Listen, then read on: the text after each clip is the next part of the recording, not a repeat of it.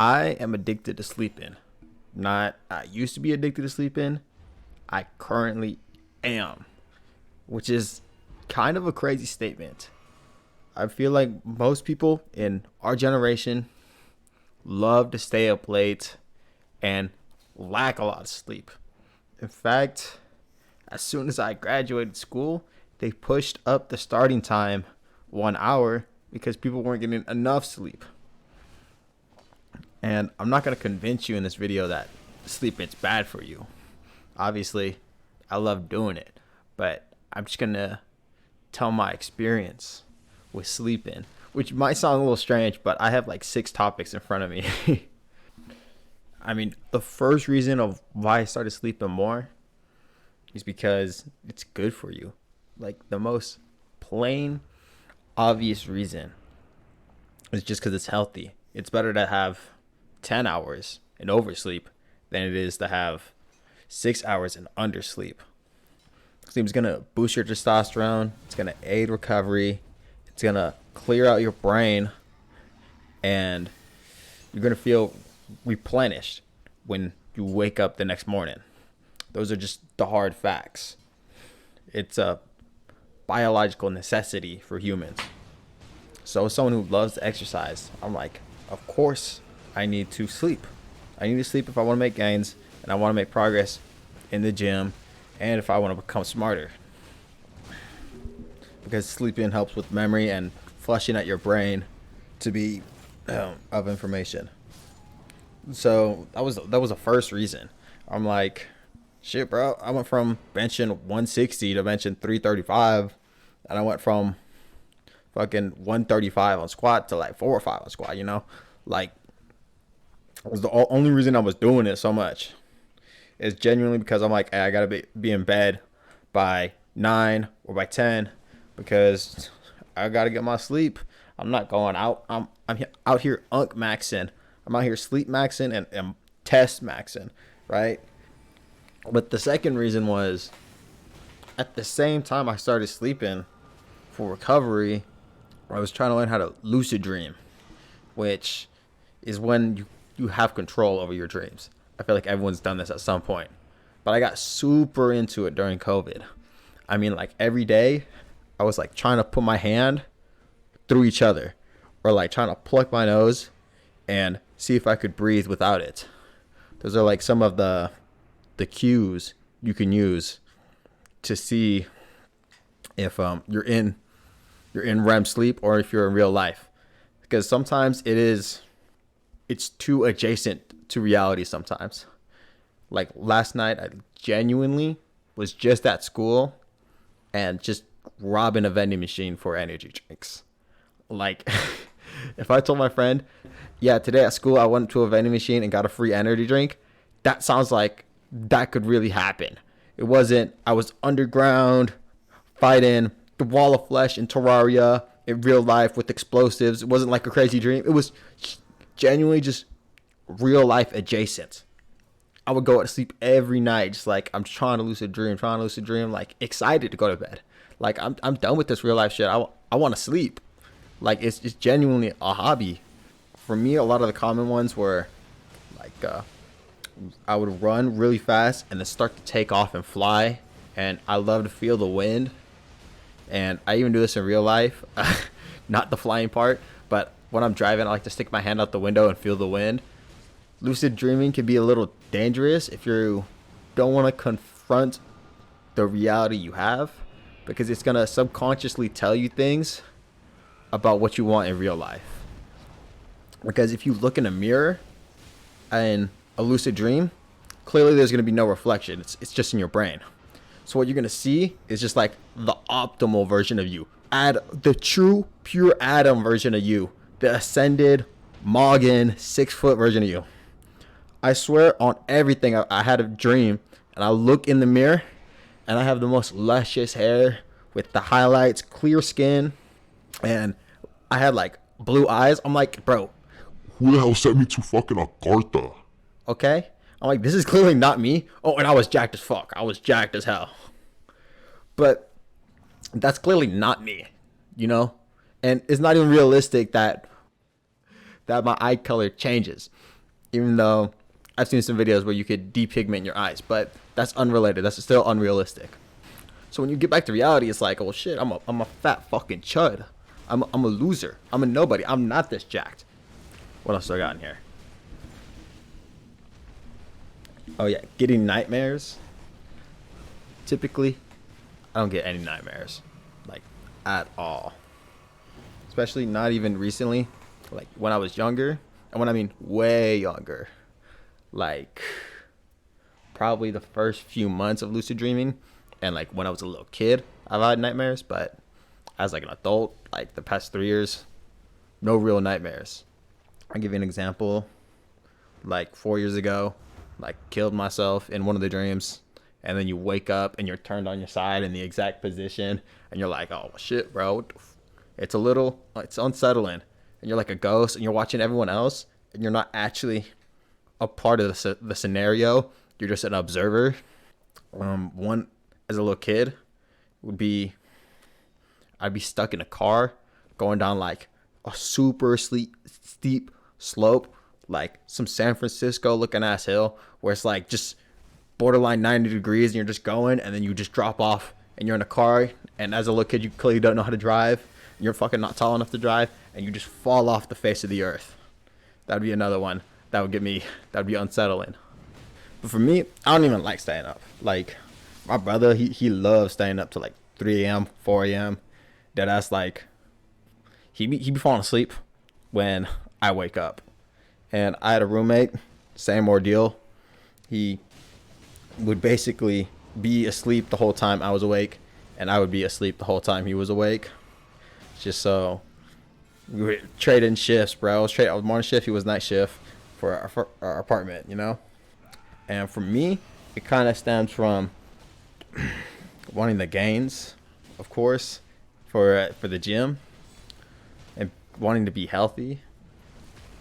But also, like as a kid, my parents used to wake me up at like 5 a.m. so they could go to work.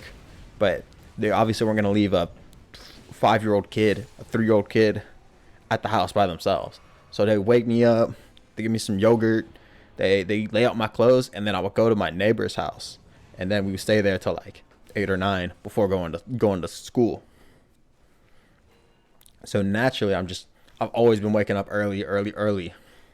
I kind of love waking up early, I ain't gonna lie. Like when I see that 5 a.m. shift and I know I gotta wake up at 4, I'm like 9 p.m. to 4 a.m. really isn't even that bad. And then I get to wake up and have my whole day done.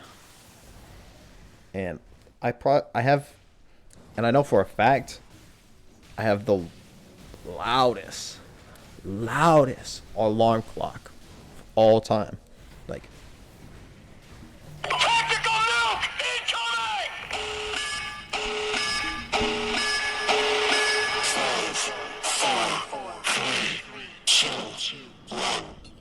yeah, that's just this.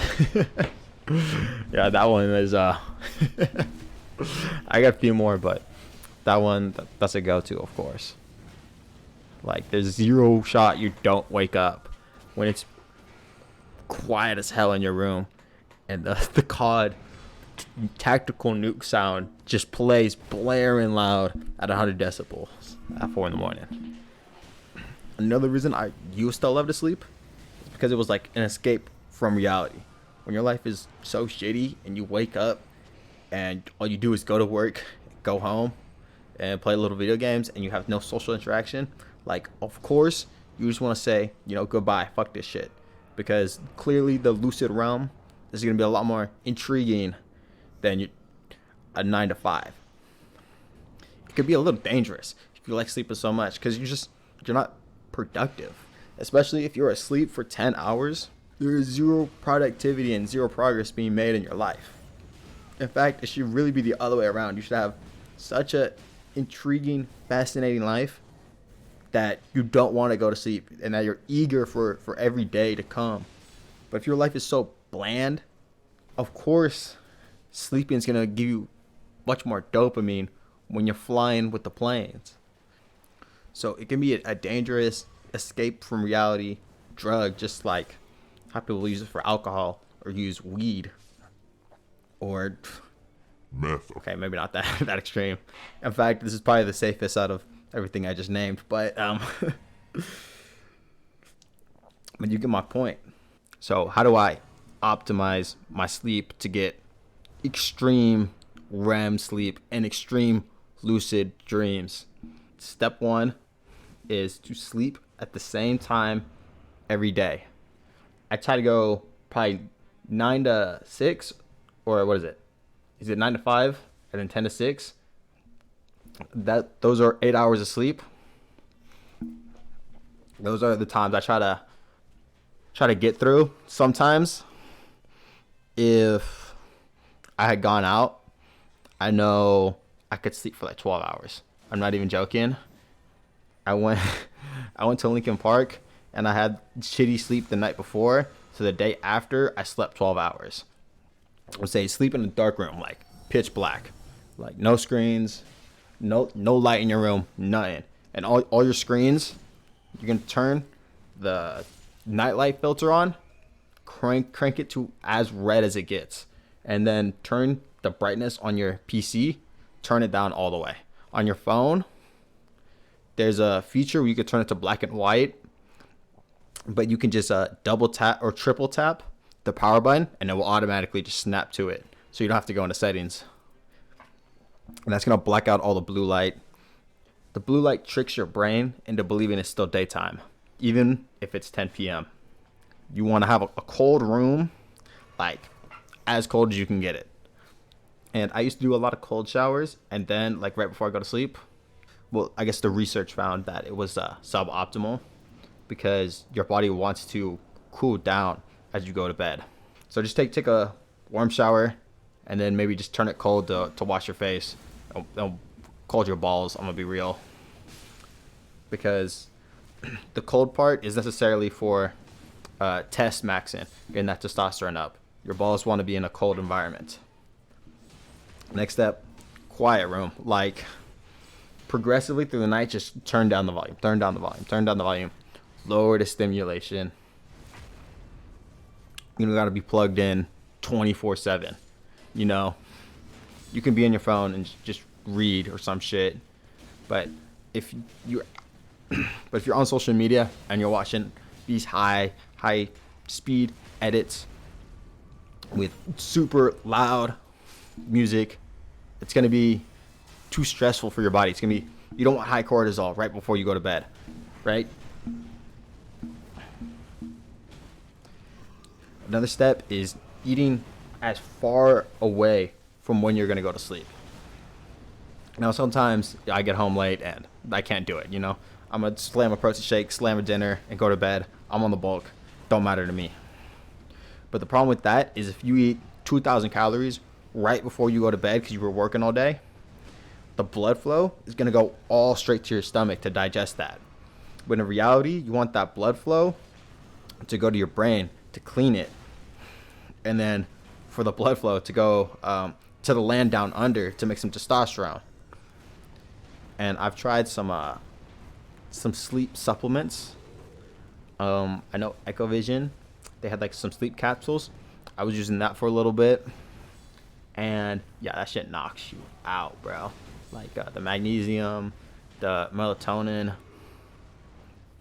it really does work really well if you're struggling to sleep, or if you want to start scheduling your sleep for perfectly at 10 and 9, and to start going to sleep earlier.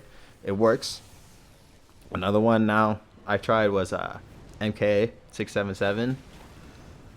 It's a little more dangerous. That's like that's not for beginners, but man, does that shit knock you out, bro. Like dead zombie gone. And there's some peptides now. I think testosterone does it too. Any of the like IGF ones should help with the GH while you sleep and with the REM sleep. Because when I was taking MK for the first time, yo, dumb dreams were exactly like real life. They were so vivid and so strong that it was damn near getting exhausting to go to sleep. Because imagine you do a whole 12-hour day of going outside and getting plot and getting life experience. But then you go to bed and your brain comes up with this. You go to bed and your brain comes up with this new scenario that you got to deal with for 10 hours, and now you're trapped underwater for 10 hours, and it's like, what the fuck, bro? I just wanted to just go to sleep. I didn't want to deal with this lucid dream bullshit. But the REM sleep is just so strong on the peptides and on the SARMs that you'll get vivid, easy lucid dreams, 100%. And I know for sure not all these variables are going to be within your control. If you sleep with your siblings or you have a roommate, these are much harder variables to control, because my brother was loud as shit, bro. My brother was fucking loud as shit, annoying as shit.